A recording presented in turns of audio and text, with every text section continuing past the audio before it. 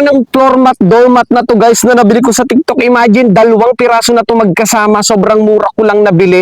Ang ganda, ang aesthetic, sulit ka, anti-slip, iwas dulas talaga. Kaya maganda to guys, ilagay sa pintuan ng bahay nyo to kapag kayo madulas masyado yung inyong mga tiles. O kaya naman ito guys sa kitchen ninyo, dun sa mga area na laging basa, di ba? Para iwas dulas, ang aesthetic, napakaganda, nakakatuwa. Makapal na din to, hindi masyadong dumihin, hindi kapit din ng dumi, madaling matuyo, di ba? At saka maganda dito, hindi siya yung mga bumabaho kapag medyo nababasa. Ang ganda guys, sulit kayo. Ito yung pinakalikod niya, o di ba? Kaya kapag sa bahay nyo, wag nyo nang tipirin kasi ito malaking tulong sa bahay ninyo para laging malinis at saka iwas dulas na din. Maganda talaga pagka pareho sila.